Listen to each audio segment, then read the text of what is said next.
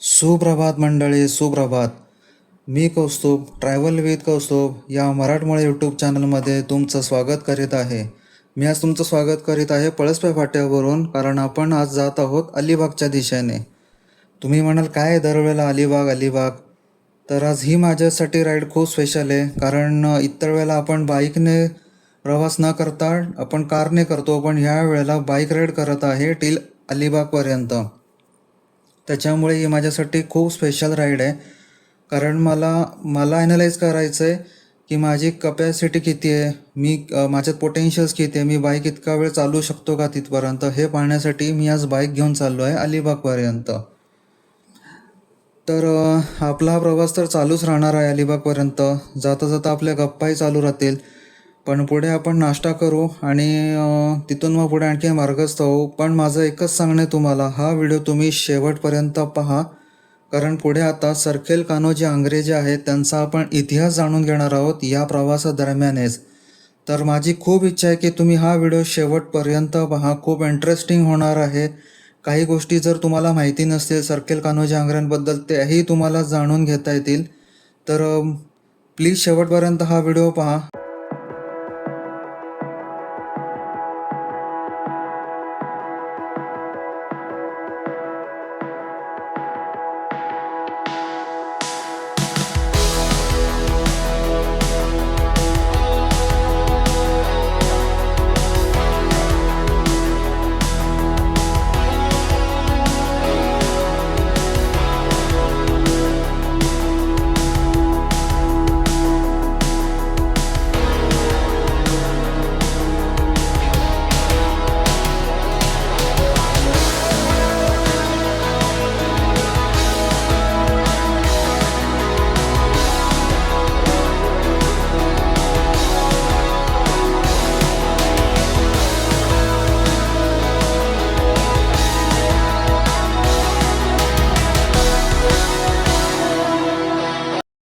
मंडळी, आत्ता आपण नाश्ता केला. बेलवली स्टॉप सोडून पुढे वरती आल्यावरती एक स्वामी लीला डिनर अँड स्नॅक्स असं करून हॉटेल लागतं. एस टीचा ॲथोराईज थांबा आहे तो, अधिकृत थांबा.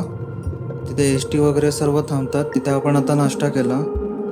तर तिथे टेस्ट ओके होती प्राईसच्या मनाने. 380 रुपये बिल झालं आमचं. त्याप्रमाणे टेस्ट म्हणजे ठीकठाक आहे, वाईट पण नाही आणि चांगली पण नाही असं म्हणू शकतो. आणि असं करून आपण आता पुढे निघालो आहोत. तर थोड्याच वेळात आपण सरखेल कान्होजी आंग्रे यांचा इतिहास जाणून तर घेणारच आहोत.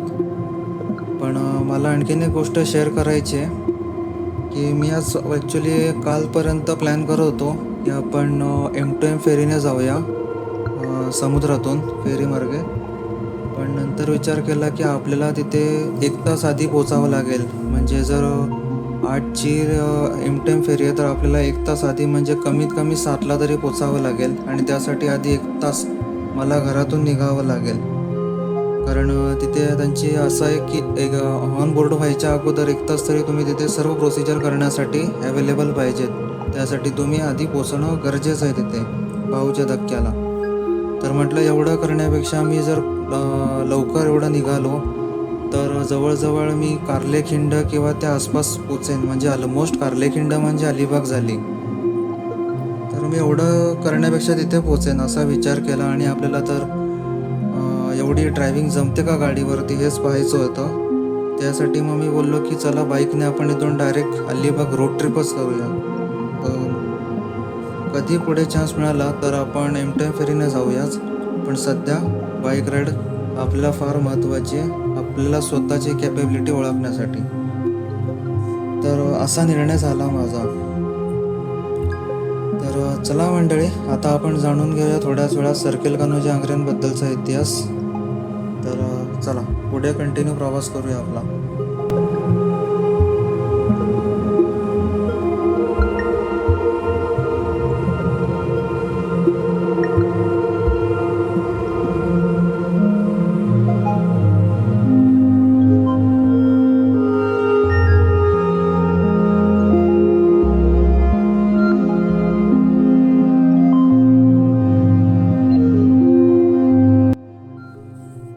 आपण आज जे अलिबागला जात आहे ते अलिबाग नुसते भौगोलिकदृष्ट्याच नाही तर ऐतिहासिक दृष्टीने फार महत्त्वाचे आहे. कारण वसई विरारपासून ते पार गोव्यापर्यंत किनारपट्टीवर सुवर्ण अक्षराने इतिहासात नाव कोरणारे म्हणजे आपल्या स्वराज्याचे नौदल सेनापती सरखेल कान्होजी आंग्रे. यांचा इतिहास तितकाच प्रेरणादायी आहे. त्यांचा जन्म रत्नागिरी जिल्ह्यातील हर्णे गाव जवळील सुवर्णदुर्ग किल्ल्यावर ऑगस्ट 1669 मध्ये झाला. त्यांचे मूळ गाव पुणे येथील खेड तालुक्यातील कालोसे गाव आहे. त्यांचे वडील तुकोजी आंग्रे हे छत्रपती शिवाजी महाराज यांचे आरमारात सरदार होते. छत्रपती राजाराम महाराजांच्या काळात 1698 मध्ये त्यांच्या पराक्रमाची दखल घेत त्यांना मराठा आरमाराचे सरखेल हे पद देण्यात आले. त्यांनी विजयदुर्ग हा आपला पहिला नाविक तळ बनवला. कान्होजी आंग्रे यांनी एकाच वेळी इंग्रज, पोर्तुगीज, डच आणि सिद्धी चारही परकीय सत्तांना सळोकी पळो करून सोडले होते. खांदेरी आणि उंदेरी बेटावरून त्यांनी इंग्रजांच्या मुंबई बंदराची रसद तोडली होती. तसेच 1718 मध्ये इंग्रज गव्हर्नर चार्ल्स बून याने अलिबागच्या कुलाबा किल्ल्यावर फार मोठा हल्ला केला होता, पण कान्होजींनी त्यांचा दारुण पराभव केला होता. त्यांनी विजयदुर्ग, सुवर्णदुर्ग आणि कुलाबा हे स्वदेशी जहाज बांधणीचे मुख्य कारखाने उभारले. त्यांच्या आरमारात पाल, मचवा, गलबत आणि गुराब अशी विविध प्रकारची लढाऊ जहाजे होती. अलिबाग शहर त्यांनी नव्याने बसवले आणि आपली राजधानी स्थापन केली. कान्होजी आंग्रे आयुष्यभरात समुद्रावरील एकही लढाई हरले नाहीत. त्यांचा मृत्यू 4 जुलै 1729 रोजी अलिबाग येथे निधन झाले. त्यांची समाधी आजही अलिबाग येथे आहे. सरखेल कान्होजी आंग्रे यांच्यामुळेच भारताचा पश्चिम किनारा कित्येक दशके परकीय आक्रमणांपासून सुरक्षित राहिला. आता सकाळची वेळ आहे त्याच्यामुळे ट्रॅफिक नाही आहे इथे, नाहीतर मोस्टली या साईडला ट्रॅफिक असतो थोडाफार, पण आपण थोडंफार लवकर आलो त्याच्यामुळे ट्रॅफिक पाहायला नाही मिळत आपल्याला.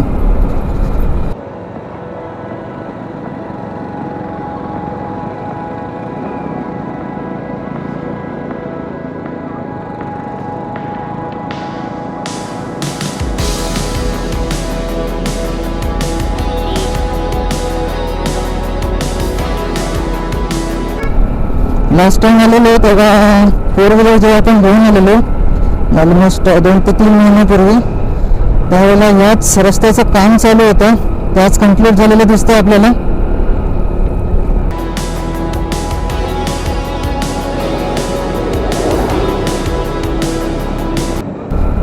रस्ता खूप छान बांधला बघा, खूप छान आहे. आता आपण कार्लेखिंड उतरल्यावरती प्रॉपर आपण अलिबागमध्ये एंट्री केल्यासारखं होईल.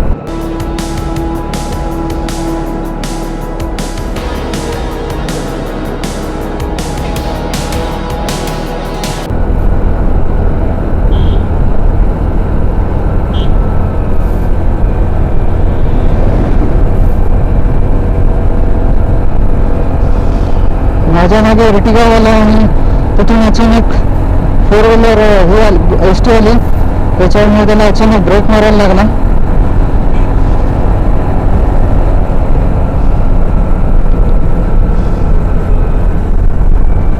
जसं आपण सागावमध्ये आलेलो आहोत, म्हणजेच आपण अलिबागमध्ये आलेलो आहोत. आता इथून काही मिनिटावरती आणि काही अंतरावरती माझं हॉटेल रूम आहे गोंधळपाड्याच्या इथे. तर चला मंडळी, आपण भेटू आता अलिबागमध्ये थोड्याच वेळात, म्हणजे प्रॉपर सिटीमध्ये. तुम्हाला तिथे जाता डायरेक्ट भेटतो. अशी काहीशी रूम आहे इथे आमची. इथे छान छान फोटोसुद्धा लावलेत. रूम तर खूप खरंच चांगले मिळाले. अशी बाल्कनीसुद्धा, इथे सोफा सामान पडलं इथे, आणि अशी बाल्कनी आणि हा समोर असा व्ह्यू.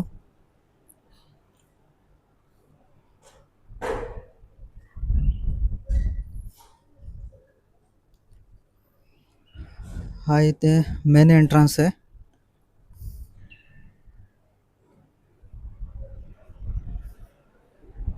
टीव्ही लावलाय इथे. इन हाऊस किचन पण आहे यांचा. अशी काहीशी किचनचं सेटअप.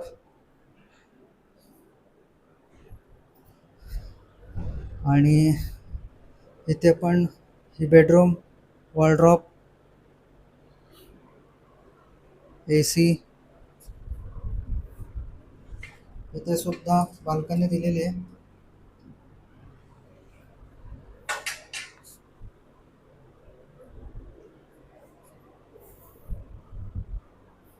आणि टॉयलेट खूप क्लीन, हायजीन, सर्व काही वेल मेंटेन आहे इथे.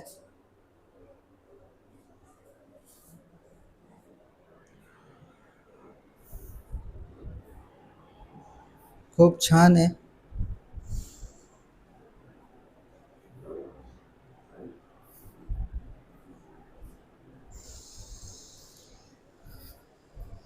ही मला रूम ॲक्च्युली मिळाली 2200-2300च्या ह्याच्यामध्ये रेंजमध्ये. मी ऑनलाईन बुकिंग केलेली, पण आत्ता ही ॲक्च्युली खूप कमी स्वस्तात मिळाली, कारण आत्ताच ही डेव्हलप होते प्रॉपर्टी, त्याच्यामुळे रेट सध्या खूप कमी आहेत.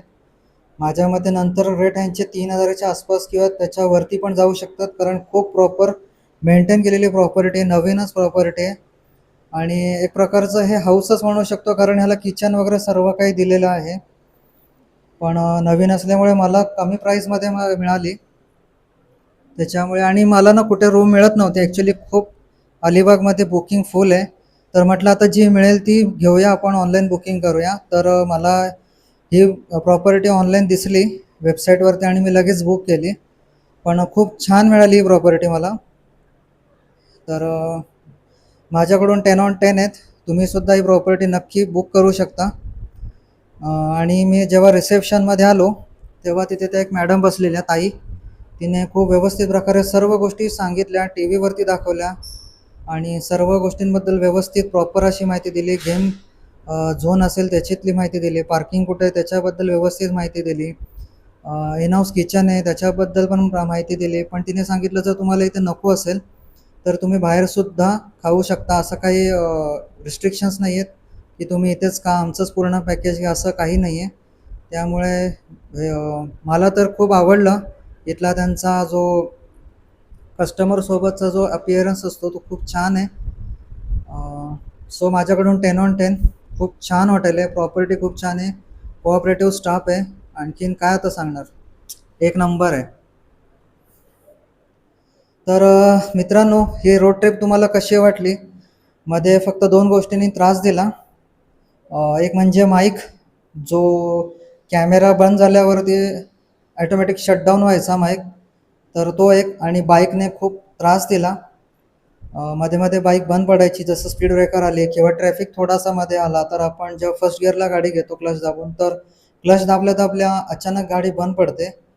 त्यामुळे तो खूप मोठा त्रास झाला मध्ये मध्ये. जर तुम्हाला ह्याबद्दल काही टेक्निकली माहिती असेल की कसं होतं आणि त्याचा उपाय काय, तर मला नक्की कमेंट बॉक्समध्ये सांगा, जेणेकरून मी त्याचा प्रॉब्लेम लवकरात लवकर सॉल्व करू शकेन. तर चला मंडळी, आता जास्त वेळ न घेता मी आता व्हिडिओ इथेच थांबवत आहो. भेटूया एका पुढील नवीन व्हिडिओमध्ये. म्हणजेच इथले काही जर नवीन स्पॉट्स मला जाणवले किंवा कळाले तर मी नक्कीच तुम्हाला दाखवण्याचा प्रयत्न करेन, त्याची माहिती देण्याचा प्रयत्न करेन. तर भेटूया पुढील एका नवीन ब्लॉगमध्ये. आणि हा मी तुमची रजा घेतो, कौस्तुभ. तोपर्यंत काळजी घ्या आणि सेफ ड्रायव्हिंग करा. चला मित्रांनो, बाय बाय.